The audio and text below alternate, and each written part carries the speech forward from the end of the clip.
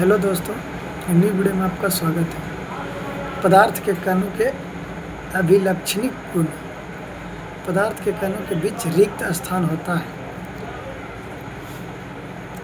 क्रियाकलाप 1.1 और 1.2 में नमक, शर्करा, डेटॉल या पोटेशियम परमैंगनेट के कण समान रूप से पानी में वितरित हो जाते हैं। इसी प्रकार जब हम चाय, कॉफ़ी या नींबू पानी बनाते हैं तो एक पदार्थ के कण दूसरे पदार्थ के कणों के रिक्त स्थानों में समावेशित हो जाते हैं। यह दर्शाता है कि पदार्थ के कणों के बीच पर्याप्त रिक्त स्थान होती है। पदार्थ के कण निरंतर गतिशील होते हैं। अपनी कक्षा के किसी कोने में एक बुझी हुई अगरबत्ती रख दें। इसकी सुगंध लेने के लिए आपको इसके कितने समीप जाना पड़ता है। अब अगरबत्ती जला दें, क्या होता है? क्या दूर से ही इसकी सुगंध आपको मिलती है? आपने परीक्षण को नोट करें। जल से भरे 2 गिलास या 2 बीकर लें। पहले बीकर के एक सिरे पर सावधानी से एक बूंद लाल या नीली स्याही डाल दें और दूसरे में शहद डाल दें। इनको अपने घर में या कक्षा के एक कोने में रख दें। अपने प्रेक्षण को नोट करें। स्याही की बूंद डालने के तुरंत बाद आपने क्या देखा? शहद की बूंद डालने के तुरंत बाद आपने क्या देखा? स्याही का रंग पूरे जल में एक समान रूप से फैलने में कितने दिन या घंटे लगते हैं? एक गिलास गर्म पानी से और दूसरा ठंडे पानी से भरे गिलास में कॉपर सल्फेट या पोटेशियम परमैंगनेट का एक क्रिस्टल डालें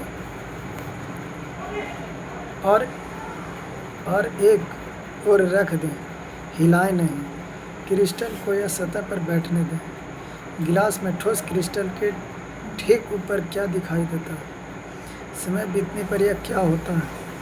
इससे ठोस और द्रव के कणों के बारे में क्या पता चलता है? क्या तापमान के साथ मिश्रित होने की दर बदलती है? क्यों और कैसे?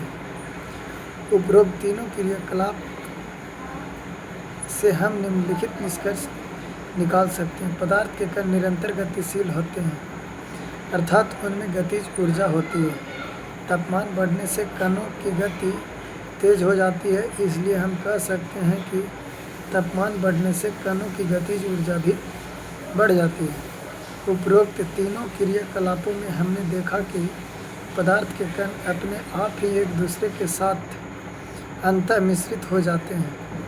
ऐसा कणों के रिक्त स्थानों में समावेश के कारण होता है। 2 विभिन्न पदार्थों के कणों का स्वतः मिलना ही विसरण कहलाता है। हमें यह भी पता चलता है कि गर्म करने पर विसरण तेज हो जाता है। ऐसा क्यों होता है?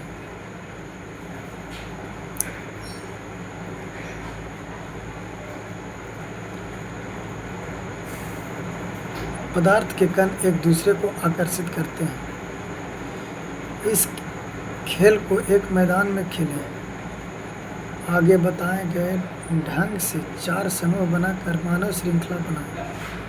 पहला समूह बिहू नर्तकों की तरह एक दूसरे को पीछे से कसकर पकड़ लें। दूसरा समूह एक दूसरे का हाथ पकड़कर मानव श्रृंखला बना लें। तीसरा समूह केवल उंगली के सिरे से छूकर एक श्रृंखला बना लें। अब चौथा समूह उपरोक्त वर्णित तीनों मानव श्रृंखलाओं को तोड़कर छोटे समूहों में बांटने का प्रयास करें।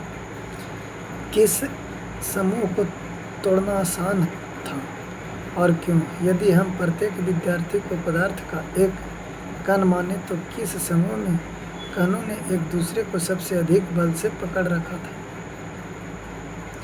एक लोहे की कील, एक चौक का टुकड़ा और एक रबर बैंड लें।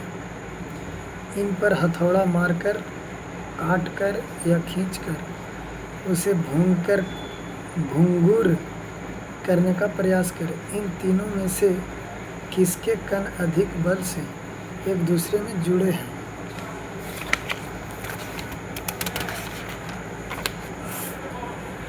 जल का नल खोलकर जल की धारा को अपनी उंगली से काटने का प्रयास करें। क्या जल भी धारा काटती है? जल की धारा न काटने का क्या कारण है? उपरोक्त तीनों क्रियाकलाप सुझाते हैं कि पदार्थ के कणों के बीच एक बल कार्य करता है। यह बल कणों को एक साथ रखता है। इस आकर्षण बल का सामर्थ्य प्रत्येक पदार्थ में अलग अलग होता है। चलिए वीडियो को लाइक शेयर कमेंट जरूर करें।